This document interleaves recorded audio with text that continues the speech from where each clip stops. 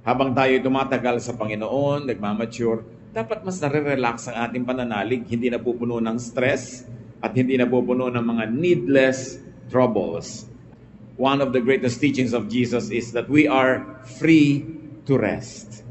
Malaya tayo para magpahinga, para mapahinga. Salamat Panginoon sa kalayaan na binibigyan niyo sa inyong mga anak. Turuan niyo kaming maunawa ang kalayaan na ito. Salamat Ama, aming Diyos, dahil sa pamamagitan ng anak na si Jesus, maaari kaming maging malaya at makahanap ng kapahingahan. Isang bagay na kailangan ng maraming tao, kailangan naming lahat. Papagliwanagin niyo po ang aming isip, turuan niyo kami, kayo ang mangusap, dalangin namin, katotohanan niyo ang aming marinig, at gamitin niyo ang inyong lingkod upang instrumento lamang. Kayo ang nais namin mangaral at ang inyong kadakilaan sumagana sa buhay namin. Be our speaker, bless your people, O God, lift up your name. And in the name of Jesus, your Son, our Lord and Savior, we pray with thanksgiving. Marami mga tao, pag sila ay naging relihiyoso, lalong humihigpit ang mga tali sa buhay nila, dumadami ang mga sakal, dumadami ang kulungan, samantalang ang gusto ng Panginoon sa atin, tayo ay mapahinga. Sabi niya, come to me and I'll give you rest. Yan ang napakahalagang turo ng Panginoong Jesus. Sa akin kayo pumunta at kayo ay mapapahinga. Matthew 11:28-30. I'll be reading from the Contemporary English Version. If you are tired from carrying heavy burdens, meaning religious burdens, come to me, not to the religious authorities, and I'll give you rest. Take the yoke I give you, not what they give you. Put it on your shoulders and learn from me, not from them. I am gentle and humble, they are not, and you will find rest. This yoke is easy to bear, and this burden is light, unlike their yoke and burden. We took the liberty to put parenthetic expressions to put meaning and context to what Jesus was saying. Pero kung sa kanya lang tayo kukuha ng quote, sabi niya, if you are tired from carrying heavy burdens, come to me and I will give you rest. Take the yoke I give you, put it on your shoulders, and learn from me. I am gentle and humble, and you will find rest. This yoke is easy to bear, and this burden is light. Napakalaking palaisipan sa maraming tao kung anong tinutukoy dito ng Panginoon. Liban na lang talaga i-contextualize natin. Sabi niyo, kayong mga napapagod, mga nabibigatan sa inyong mga dala, sa akin kayo pumunta. Ang laging usual na pagbasa ng mga tao doon mga dalang kasalanan, mga dalang bisyo, mga dalang masasamang ginagawa. Pero ang konteksto ng pagtuturo ni Lord sa Matthew 11, religious context. Mga taong nabibigatan, hindi sa kasalanan, kundi sa sobrang kabanalan. Mga taong nabibigatan, hindi dahil sila nasa sanlibutan, kundi sobra silang relihiyoso. Ang nagpapabigat sa buhay nila ay napakaraming religious doctrines and teachings na ang bunga, hindi sila lumalaya, lalo silang nakukulong, hindi gumagaan ang buhay nila, lalong bumibigat. Kaya si Lord nagbigay ng alternative sa mga tao. Libu-libo na ang pagtaon ng ating relihiyon, kung sa kanya sasabihin niya ito. Pero napahinga ba kayo? Hindi kayo napahinga. Napagod lang kayo ng napagod, nahirapan kayo ng nahirapan. At yan ay inulit din ng Gamaliel sa Book of Acts. Sabi niya, napakarami nating ipinapataw ng mga batas at mga regulasyones sa ating mga kababayan na hindi naman nasunod ng ating mga ninuno. At tayo din hindi natin nasusunod. So yung pagod na tinutukoy ni Lord sa Matthew 11:28-30, hindi pagod ng isang makasalanan, kundi pagod ng isang relihiyoso. Sobrang pagpapakarelihiyoso niya, nagkapagod-pagod na tuloy ang kanyang buhay. At sabi niya, sa akin kayo pumunta. Kasi nga may ibang pinupuntahan yung nagpapabigat ng kanilang buhay. Yung ibibigay ko sa inyong pasanin, sabi ni Jesus, the religious burden I will give you is light. It is easy. You will find rest for your souls. Sabi niya, ako ay mapagpakumbaba, ako ay humble, hindi ko kayo mamaliitin, hindi ko kayo uhusgahan, mapapahinga kayo. Magaan na dalhin itong aking ibibigay sa inyo. One great ministry of Jesus is to give rest to the weary. To be specific, is to the religiously and spiritually tired. Kung nakakapagod maging makasalanan, nakakapagod din sobra maging relihiyoso. Kung nakaka-oppress ang kasalanan, yung extreme niya, na extreme religiosity, nakakapagod din. So one great ministry of Jesus is to make religious and spiritual life restful and easier for people. Sabi niya, hali kayo sa akin kayo sumunod. Yung kailangan yung kapahingahan, yung kailangan nyo na ma-relax kayo, kailangan nyo na walang patakarang pagtanggap, pagmamahal, ibibigay ko sa inyo. Kasi naaawa ako sa inyong pagod na kayo, hindi pa rin kayo enough, kulang at kulang pa rin. Misguided and misguiding religion makes life more difficult, more tiring. Puro bawal o puro sa bawal ang emphasis ng mga turo, nakakasakal. No?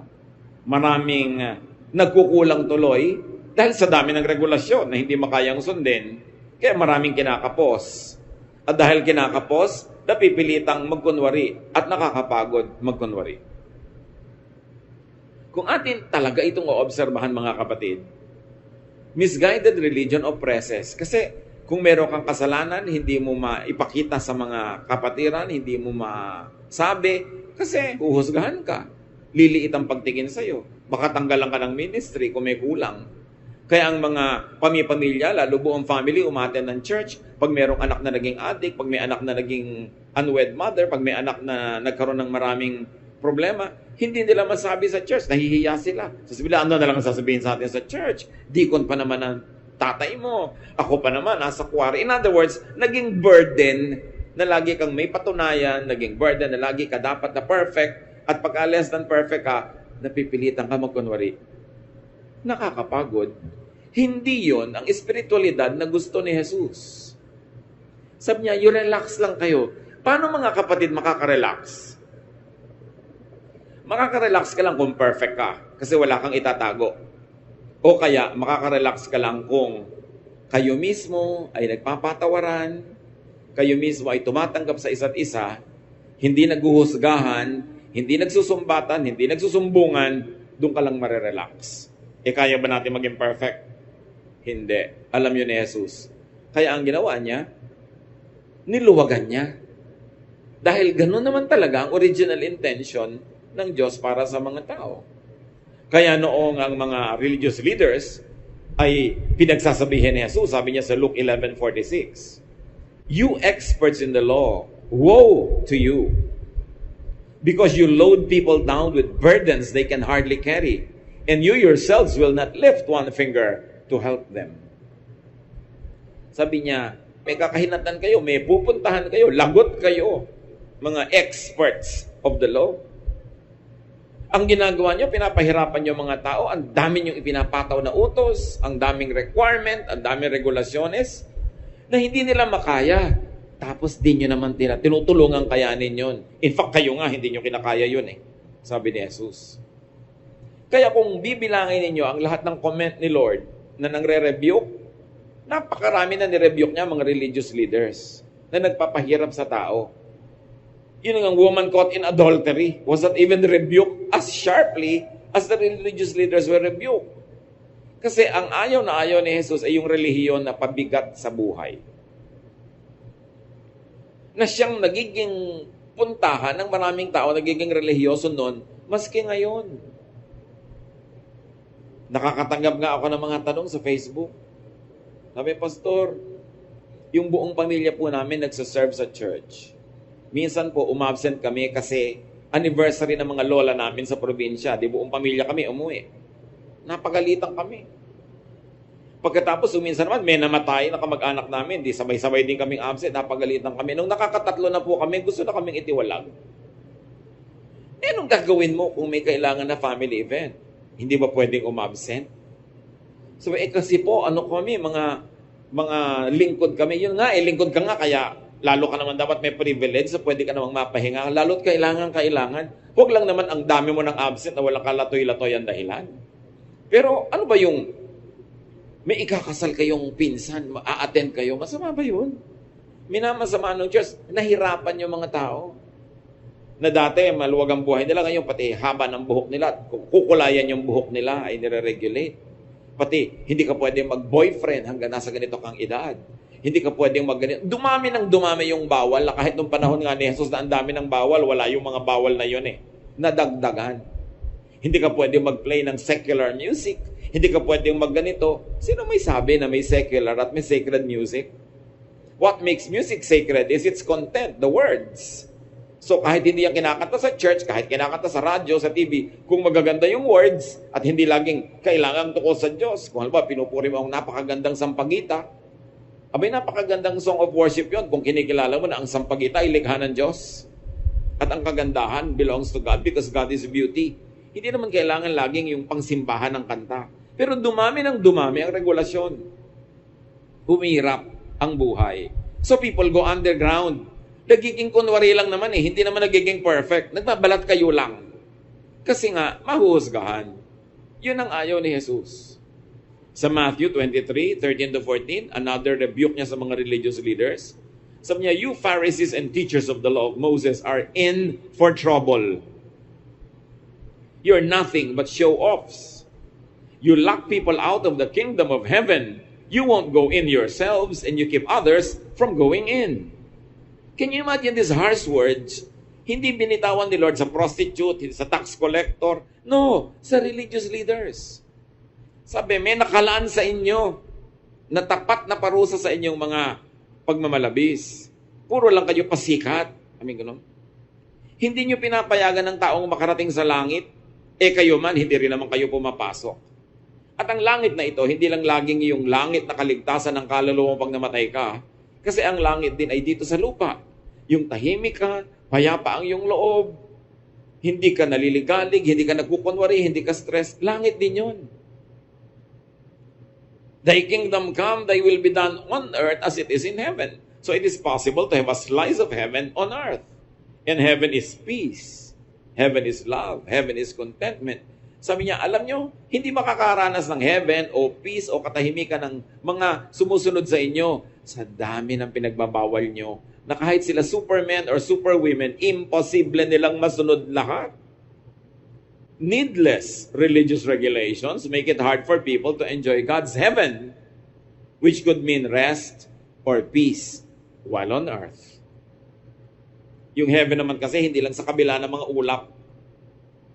Kaya nga, mapasa amin ang kaharian mo. Masunod ang loob mo dito sa lupa, gaya din ng sa langit. So, ibig sabihin, dapat talaga nakakarating yung langit sa lupa. At sabi ni Jesus, kung sa inyo lang susunod ang mga tao, hindi nila mararanasan ng langit.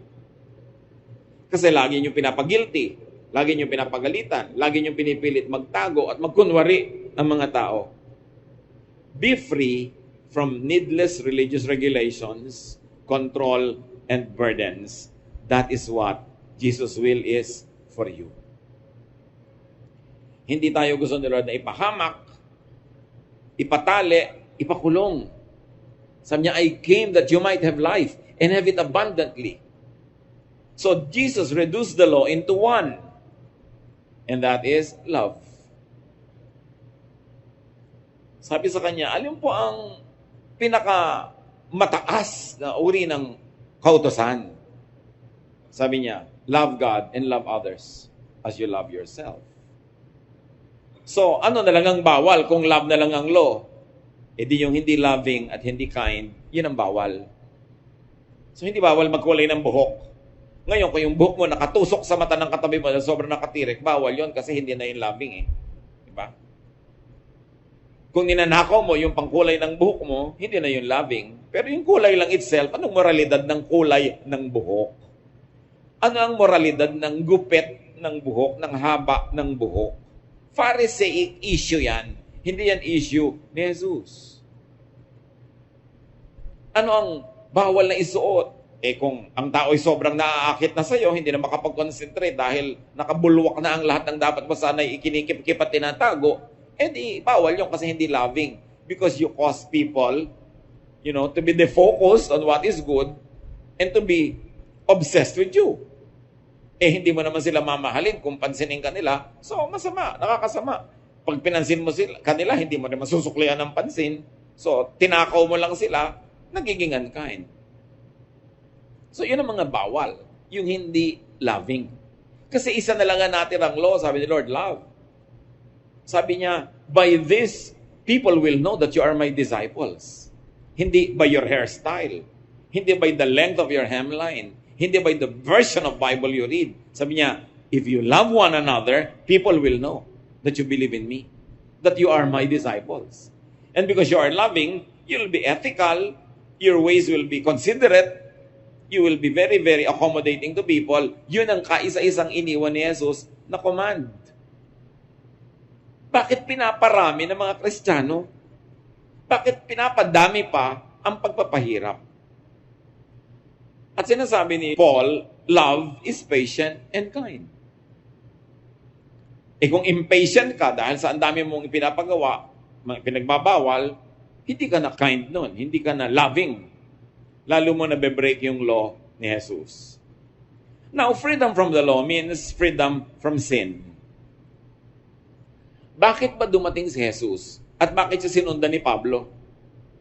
Ang mga tao sobra ng taling-tali sa mga religious laws ng mga religious systems. And Jesus came to set them free because that's at the will of the Father for people. That's why the religious system was the one that killed Jesus. Kasi nawalan sila ng halaga, nababawasan ang importansya nila, at nababawasan ang control nila sa mga tao, they had Jesus killed. Hindi naman yung mga makasalanan nang humingi na si Jesus ay patayin eh. Yung mga relihiyoso ang humingi nun. Kasi ayaw nila ng pagpapalaya ni Jesus dahil gusto nila, hawak nila sa leeg ang mga tao. So, bakit free from sin ang mga tao na nananalig kay Jesus? Sabi ni Paul, Romans 2:12, all who sin under the law will be judged by the law. Suriin nyo to, ha? Who are the people who are under the law? The Jewish people were under the law. The Gentiles were not. Never in the history of the Jews did they convert Gentiles. Hindi sila mahilig mag-convert. Sa kanila, yung pananalig nila, kanila lang. Sa tingin nila, sila lang ang kausap ng Diyos tungkol sa law. Therefore, ang usapan tungkol sa law, ang covenant tungkol sa law, was about the Israelites. It concerned them. Ang tanong, hindi ka Israelite, hindi ka Jew, Gentile ka, you are not under the law. Bakit ka magpipilit sumali sa usapan na yun mismo mga kausap na Jew, hindi makatupad? Hindi nga nila magawa lahat. Ikaw na hindi kasali, sasali. Kaya kinlarify yun ni Paul. Sabi niya, you are not under the law. First of all, you are not Jews. Kausap ba kayo sa Mount Sinai? Kausap ba mga ninuno nyo? Hindi kayo kasali sa usapan na yan. Sila ang nung araw ay pinagbawalan, huwag kakain ito, huwag kakain ito. Ba't naman ikaw na hindi kasali? Sasali ka pa ngayon, ayaw mo na rin kainin yon. Hindi ka naman nga kasali sa usapan na yan.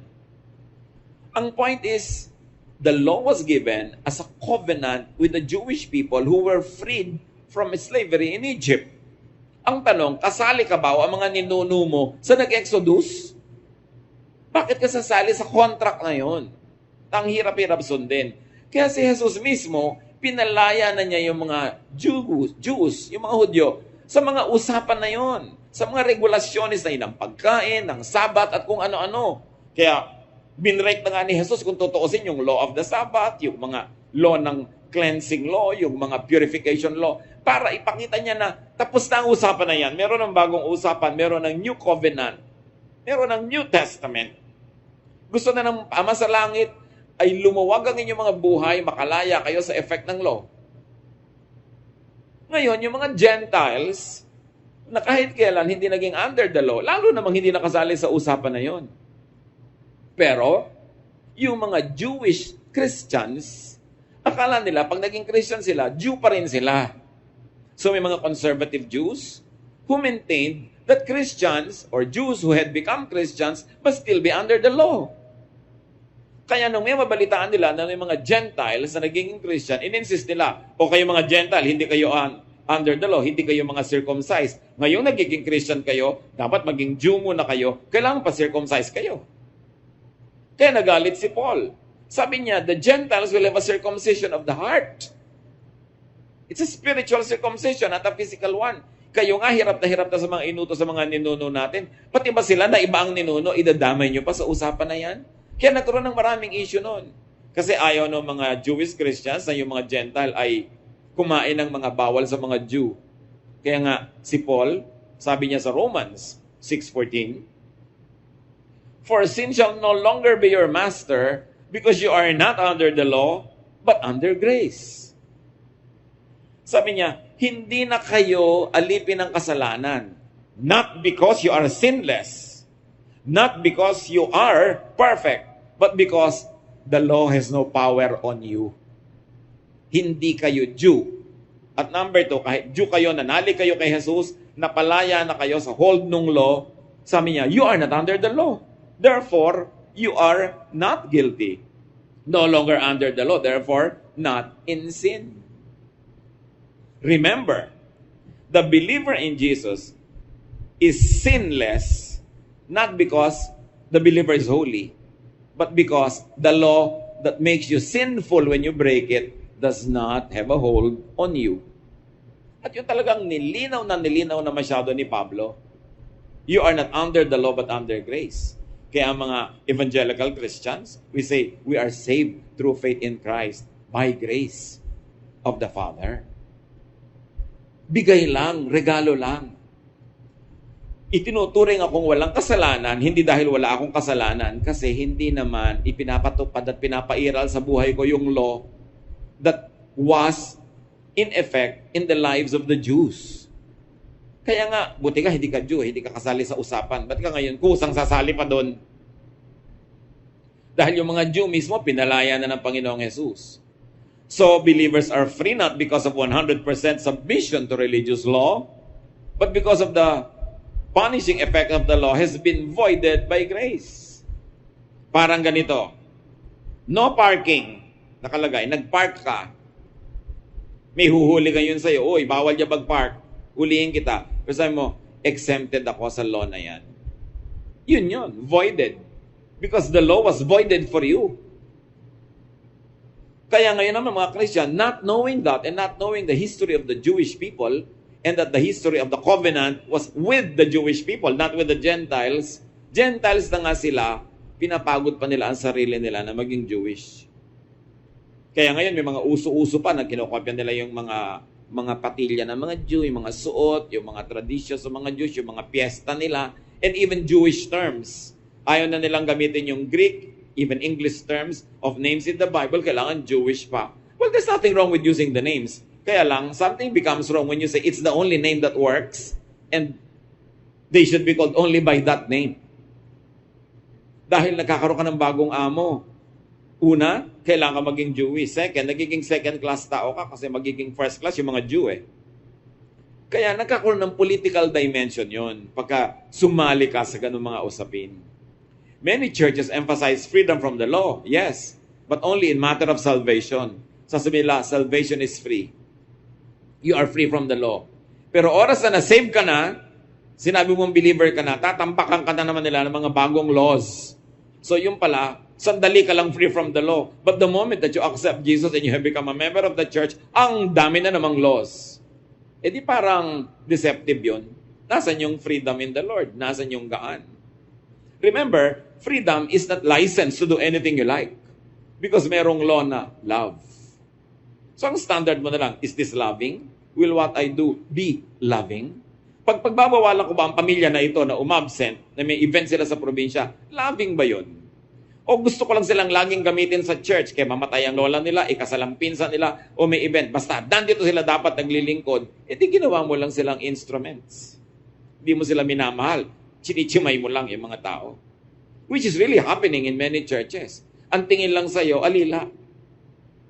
Pag hindi ka na pinakinabangan, pag absent ka na, masama ka na. Wala kang kaluwag-luwag. Natali ka. Galatians 5:1, kaya nanggagalaiti si Paul, sabi niya, it is for freedom that Christ has set us free. Stand firm then, And do not let yourselves be burdened again by a yoke of slavery. Sabi, dati tayo mga slaves ng law, pinalaya na tayo ni Jesus. Panindigan nyo yan. Huwag kayong pumayag na may bumawi, magnakaw sa inyo ng kalayaan kay Jesus. Kalayaang magmahal. Kasi hindi nga sila malayang magmahal utos. Pag meron diyang makasalanan, itiwalag nyo, batuhin nyo hanggang mamatay. Hindi ka malayang magmahal. Pag sinabi mong kawawa naman siya, anong kawawa? Utos, batuhin yan. So, ayaw mo matindi, babato ka. Hindi ka malayang magmahal. Pinalaya ni Jesus sa mga tao para maging mapagmahal, maibigin, matulungin. Believers are free in Jesus from needless religious regulation and control. Dapat kayo ngayon sa'yo, self-control, which is one of the gifts of the Holy Spirit. Self-control, hindi control of others, control by others. Ang tunay na nasa Panginoon, pinamumugaran siya, tinatahanan siya ng Espiritu ng Diyos, siya ang kumokontrol sa sarili niya. Hindi kailangang bantayan, usisain, husgahan. Dahil nananagot ka sa Diyos diretso. Hindi ka naman nananagot sa mga tao sa iyong kabanalan o kasalanan. Bakit sila ba ang namatay para sa iyo sa krus? Kaya mahalagang maunawa yun ng mga tao dahil nandito na nga at namatay ang Panginoon para tayo palayain, pero maraming pumapayag pa rin hindi sila maging malaya dahil akala nila yun ang tama. Kaya si Paul nagagalit doon sa mga Judaizers, yung mga conservative Jewish Christians na ipinipilit nila sa mga Galatians, sa mga tao sa Galatia, na maging Hudyo kayo kung gusto niyo maging Kristiyano. So niya, hindi na kailangan. Pinalaya na tayo. So importante yan, that if you're a Christian, if you're in the Lord, be free. Remember, not to be abusive, not to be licentious, but be free. Malaya ka. Lagi ang mga tao itatanong, pwede ko po bang isuot ang ganitong kulay sa church? You're free.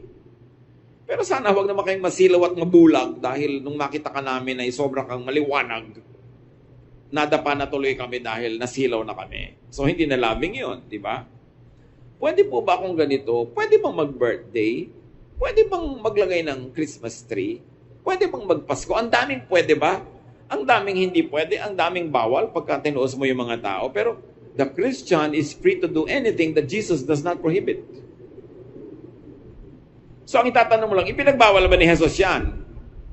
Hindi, pero pinagbawal ng mga Pharisees, hindi nga ba kaya nga sila napagalitan? Hindi nga ba kaya sila laging itinutuwid? Kasi ang dami nila binabawal na hindi naman yun ang gusto ng Diyos.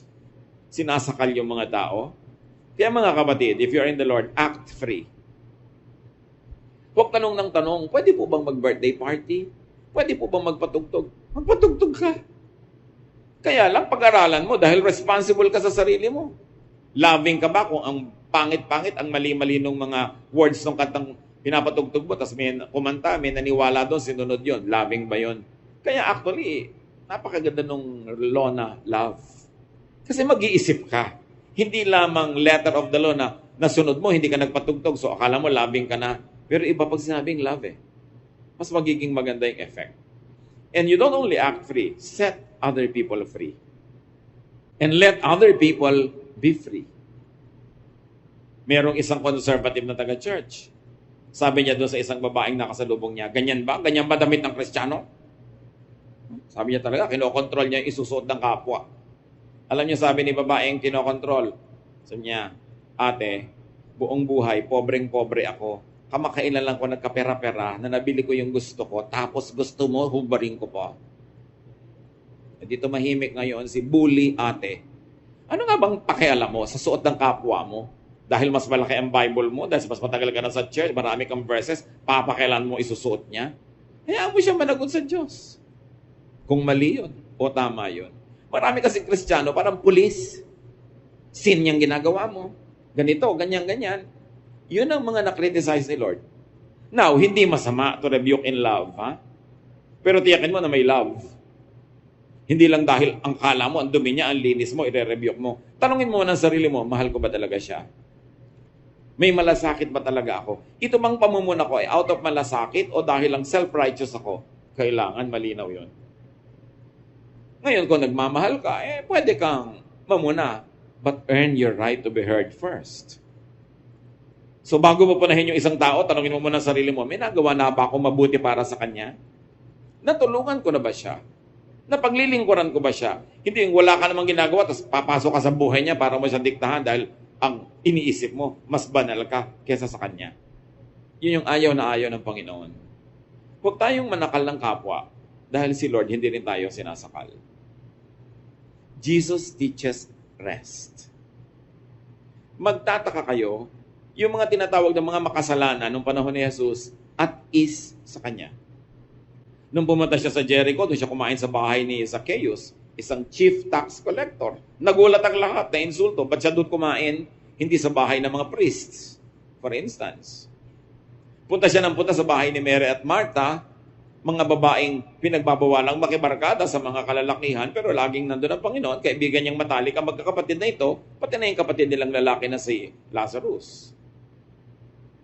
Yung babaeng nahuli sa akto ng adultery, dapat babatuhin hanggang mamatay, pero ipinabato ba ni Jesus? No.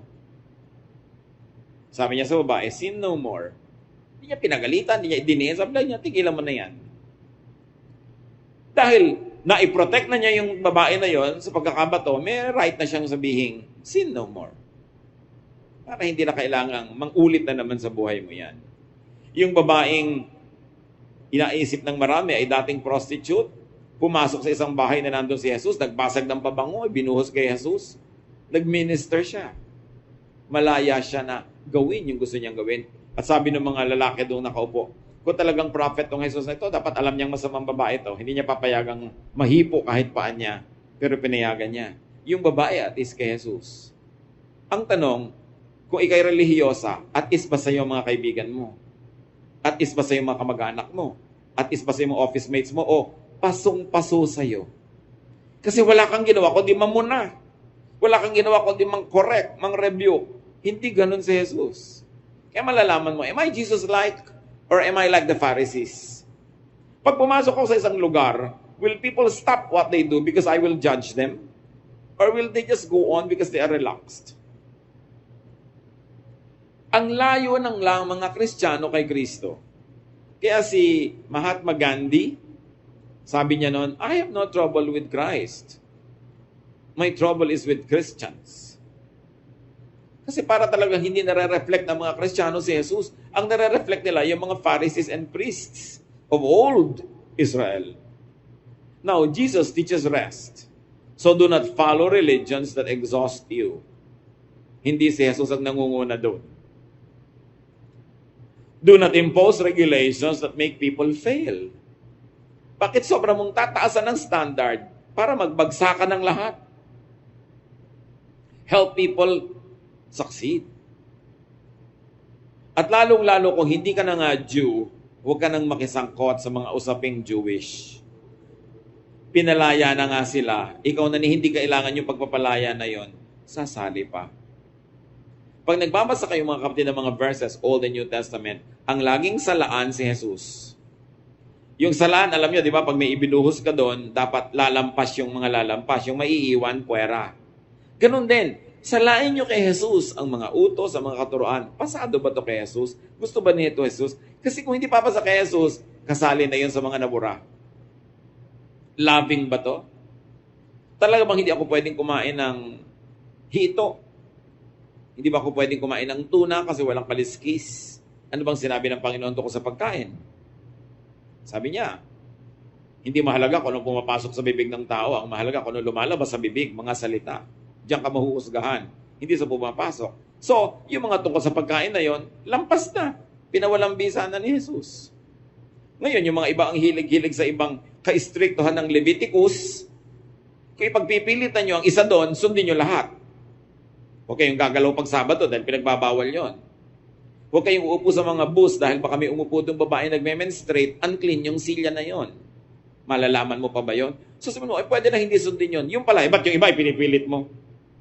Kasi may paborito kang idiin, may paborito kang usigin, kaya pag nakita mo sa Leviticus na pwede silang usigin, iuusig mo. Pero yung mga ibang, huwag kang magtatrabaho pag Sabado, yung mga ibang, huwag kang uupo kahit sa inupuan ng babae nagme-menstruate. Hindi mo na sinusunod. Kumakain ka rin ng hipo, ng talaba, ng kung ano-anong lobster, na bawal sa Leviticus. Pero yon pwede mo i-break. Pero yung bine-break ng kapatid mo sa Leviticus, bawal. You know what I mean? Napaka-selective ng kabanalan ng maraming Kristiyano. Pinipili lang nila yung paborito nilang usigin na kasalanan at nagpipikit mata sila doon sa mga alam nilang pinagbabawal pa rin pero sila mismo gumagawa. Kaya sabi ni Gamaliel, why are we going to impose these difficult regulations on people and even our own ancestors and even we are not able to follow this? Kaya ang solusyon ni Lord, sige, guilty lahat dahil wala namang makasunod. Ang natitira na lang na law is love. Kailan kaya natin makikita sa Christian churches na nagsasabing sila ay Jesus-based, Jesus followers, na talaga umiiral yung kay Jesus na batas na love? At hindi nagkakaaway-away, nagyagyara-gyara dahil sa Leviticus, dahil sa ganito, dahil sa ganyan. Kailan mangingibabaw yung utos ni Jesus kaysa doon sa mga opinion ng mga propeta at ng mga ibang mga disciples na tao din naman sila. Hindi sila perfect. Only Jesus is perfect. Kaya dapat ang lahat ng teaching ng buong Bible, sasalain mo pa kay Jesus. Dahil iba ng usapan, this is now the new covenant, this is the New Testament. There is a new arrangement between God and people. Sayang yung privilege na ibinibigay ng Diyos kung hindi natin gagamitin. Jesus teaches freedom from needless religious regulations, control, and burdens. So let others rest and enjoy their full lives. Matthew 7:12, ang sabi ng Panginoong Jesus, treat others as you want them to treat you. This is what the law and the prophets are all about. Ang dami-daming law ng prophets, ang dami-daming law nila Moses, pero sabi ni Lord, ganito na lang yon, love others as you would like to be loved. Treat others as you would like to be treated. Yun na ang law. Doon na lang kayo mag-focus, yun ang inyong ipamuhay, matatahimik kayo, at papayagan yung ibang matahimik din. So sa darating na bagong stage ng ating spiritual life, bagong level ng maturity, be more Christ-like. Let the love of Jesus prevail in our lives. Salain ang mga teaching na hindi papasa sa love ni Lord at ang ating unahin at tupagin yung pag-ibig na itinuturo ni Jesus. Hindi lang tayo ang marerelax. Lahat ng tao sa paligid natin marerelax at lalo magiging kaakit-akit sa kanila na sumunod kay Jesus. Hindi nila sasabihin yung sinabi ni Gandhi, I have no trouble with Christ, my trouble is with you, Christians. Some Christians are so much on fire with their religiosity that they burn everyone near them. Hindi nyo gustong maging ganon. Maging maalab tayo pero hindi nakakasunog sa iba. Ang sobrang init ng ating pagkarelihiyoso. At ma-enjoy natin yung kalayaan kay Jesus. Huwag laging guilty. Huwag lagi na lamang na feeling kulang, feeling masama. Kasi lahat yan, charged to the blood of Jesus. Sayang ang sakripisyo ni Jesus kung dadalhin pa natin yung burden of guilt at lalong-lalo yung burden of pretense. But we can be free and we can set others free only if we will love like Jesus unconditionally. Not judgmental, not self-righteous, but humble and kind. Ang sabi ni Lord, ako yun. My yoke is easy, my burden is light. I am humble and I love you. Panginoon namin, turuan mo kaming maunawa at maipamuhay ang kahulugan that we are free. Pero bigyan mo kami ng karunungan na maiba ang pagtingin namin sa freedom at sa license. That we don't become abusive, instead we become loving and cautious. That we don't use the freedom in Jesus to be bad, but to be good. Not to be hurting other people, but to be loving. Pakita mo sa amin, Lord, at salamat po sa freedom na ito. Salamat na hindi na kami kailangan pang mahirapang sumunod sa napakaraming utos na hindi naman nasunod ng mga nauna sa amin. And at the same time, O Lord, while we are thankful and appreciative, teach us to control ourselves, to live righteous lives, and teach us, Lord, so that your Son, Jesus, will be seen in our lives. Pagbulay-bulayan natin ang mga kahulugan yan sa ating buhay. Paano i-apply sa pang-araw-araw na buhay that we are free in Jesus. Lord, teach us. Open our eyes, give us wisdom in daily practical living.